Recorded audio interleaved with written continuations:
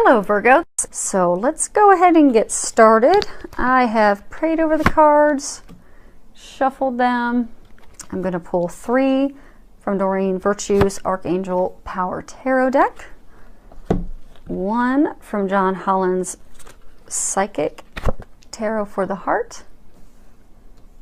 Go ahead and move these up. And I'm going to pull 2 from Doreen Virtue's Romance Angels deck. Okay, so the first card we have is 10 of Raphael. And if you read the bottom of it, it says, love and blessings fill your life. Harmonious relationships with family members, happily ever after. And if you look, you'll see a rainbow and the medical insignia, as well as a couple embracing, having a private intimate moment, and a couple frolicking in the back left side of the card. And what I'm getting from this is you've had a very turbulent time with your partner, maybe a number of months of arguments, not agreeing, and you're finally going to get to the place where that spark is back, where your commitment's back, where your joy is back, where you're just really ignited as lovers, set aflame again. And it's almost as though you're thinking it's too good to be true. You're waiting for, the next shoe to drop, waiting for something else bad to happen. But what they want you to know is, you're really at a place of peace and happiness now. Enjoy it. Let go of those worries and concerns so you don't bring anything back into the relationship, because you really are at a harmonious, happy time with your partner now, and enjoy it. And continue to invest that time and that bliss and that happiness with your partner, and you'll continue to have that, because it really is here. You finally, after all the work and the disagreements and the struggles that you've had, you finally have arrived at that place of happiness, bliss, joy. Enjoy it, because it's not going anywhere and you don't need to worry about that. 8 of Michael. If you can read the bottom of it, it says, you can be free. Make a courageous choice to change your situation, not seeing things clearly. I'm getting for a number of you, you're in a relationship where you're really just, you're feeling trapped. You're not happy, and it's almost like the emotions have gotten you so confused. You don't even know what to do. You don't know how to move forward. You don't know what your next step is to take, but you're definitely not happy. And I get for a lot of you, you just want to be free of the relationship. You want to be done. So what they want you to know is that, you can completely, in a moment's notice, change your perspective and free yourself from that relationship where you're not happy. You can completely leave the relationship. You can go get some counseling. You can try to improve it, but you don't need to continue sitting stuck in it, in a place of, unhappiness, because you deserve happiness, and they're there to help you get there. You just need to ask for their help and take those steps forward, because I get that you're keeping yourself stuck because of your perspective. So change your perspective, trust, have faith, and if you've done everything you can and it's just not working, it's safe and okay for you to walk away from the relationship. It's not meant for you. And if not, then listen to those steps and those intuitive nudges to go and try to work things out. But don't let yourself continue to sit and be stuck. That's not serving you or them, and it's only delaying your happiness. Next card we have is 3 of Ariel. Do what you love, a time of great personal growth in your career or artistic endeavors, working with others in a cooperative manner. So what I'm getting with this is there's a number of you, things are just going to be ramping up at work. You're not going to have time for romance, not any time for love. So what they're encouraging you to do is, for those of you that are in a relationship, so it doesn't cause any turmoil or any permanently damaging conflicts, arguments with your partner, is to make it, have those communications with your partner to let them know that you do love them, you do care for them, to make them feel special, let them know that this is out of your control, because I get, it's almost as though you've started a new job and you're overwhelmed at the new job. You've started your own business venture and you're just having to give it your all to get it up and going. Or you work at a company where there's some new project, new program, new item that they're rolling out, and it just requires to step up the plate and put in a bit of overtime for the next month. So I get that you're just going to be completely focused on work. And for those of you that are single, that's okay. For those of you that are in a partnership, though, just make sure your significant other knows that and understands that, so that doesn't cause you any complications. And I do get that if you have the open communications with them, that they'll understand, but you will need to have those, you know, conversations with them so that they don't think you've just closed up and that there's something, you know, you don't want them thinking that you're upset with them. So have those conversations, all will be well, you'll be able to focus on work. Next card is giving and receiving. So what I'm getting is, for a number of you, you're off balance with your partner. Yes, in a perfect world, relationships are 50-50, but we all know that they're not. There's going to be times that you're going to give more than your partner, and there are going to be times that your partner is going to give more than you. But what I get is that you have been at one end of the spectrum for far too long, and it's causing a number of conflicts. For a number of you, I get that you have been giving way too much. And since your partner is not returning that, you're feeling underappreciated. You don't feel that they value you. So what they're encouraging is to rebalance that. And for those of you that are receiving more than you're giving, same thing. So you're making your partner feel unappreciated.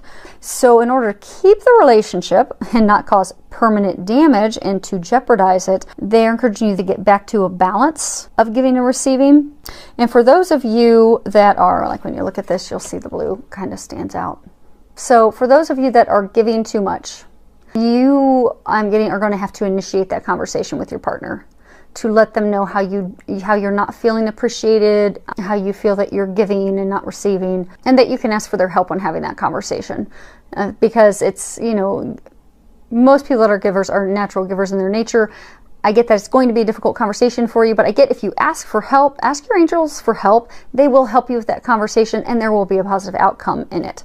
And then the yellow stands out for those of you that have been just receiving things left and right and just loving having this person do it on you and give you things and just take care of everything for you. It's time for you to give back to them. So luckily for you, it doesn't really need a conversation, just for you to start taking care of them, helping them, giving them. And you're going to notice that they're feeling underappreciated and not valued. It's going to turn around and you're going to notice that's going to transform your relationship. So next card we have is children. Your love life is being affected by children.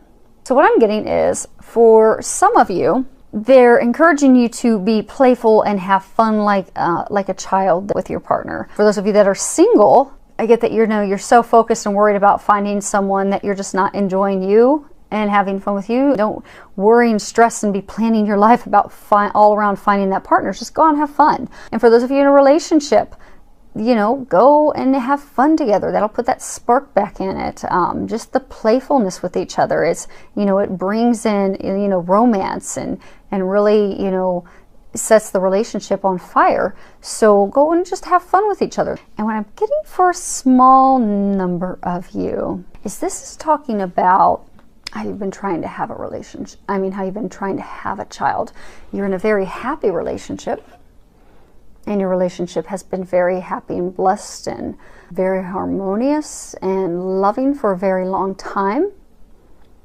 But you've been trying to conceive a child and it's not going as planned and not been successful yet. And what I'm getting is you're so focused and stressed and worried about not being able to have a child and grow the family that you've desired your whole life that you're starting to block yourself. And for some of you, you're even starting to have arguments with your spouse about it. So what I'm getting is, this is twofold for you. I'm getting that if you can go and just stop worrying and thinking about that for a little while.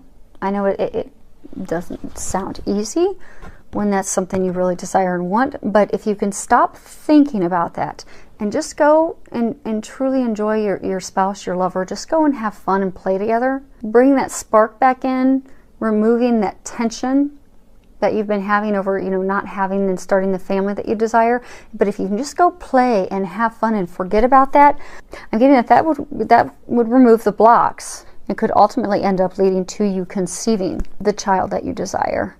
Because, you know, oftentimes when we really want something so badly and we keep thinking about, oh, I want this, you know, person, and, you know, in your case, want to have a baby. But we'll say for somebody that's looking for a relationship, you know, I really want this, you know, partner. I really want to meet him. I really want to meet her. And that's all they ever think about. What they're coming from is a place of lack. So they're actually, you know, energetically pushing that away from themselves.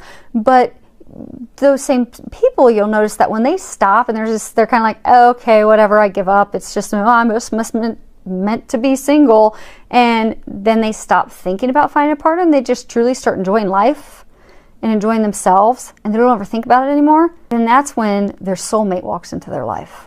And I'm getting it's a similar thing for you, that you need to let it go. Let it go, let God, have fun, enjoy your spouse. And I'm getting for some of you that's what's going to open up the blessing. That's what's going to bring you that child you desire. And ask the angels for help, because I'm getting that it's not an easy thing to do, but they can help you do that. So just ask for their help and they will. Next thing we've got is keep an open mind. Your soulmate may differ from your usual type in expectations.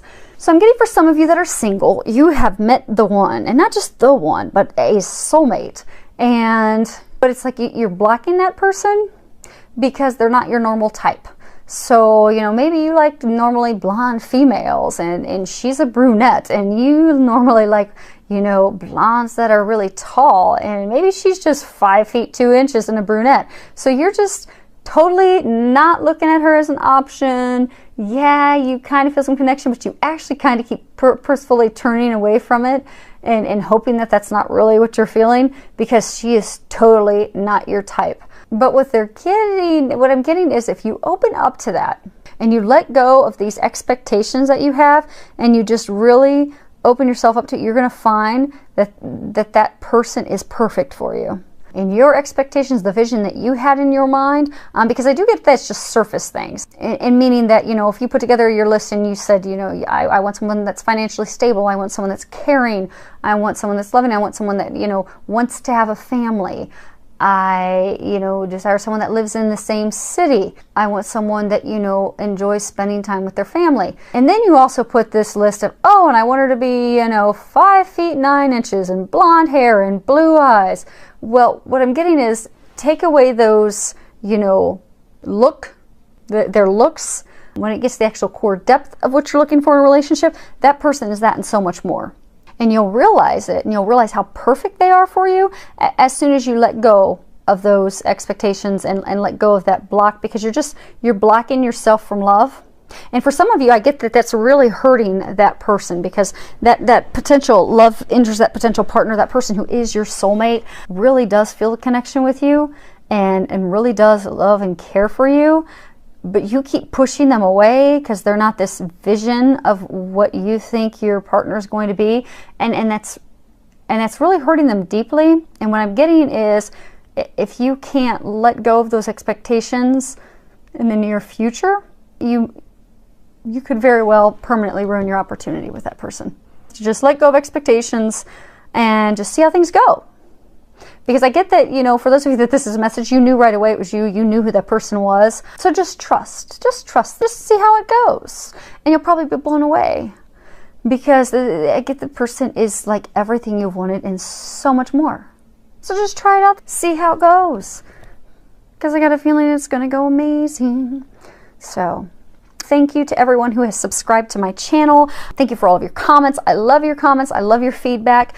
Keep it coming. I appreciate it. Filled with a lot of love, joy, and blessings.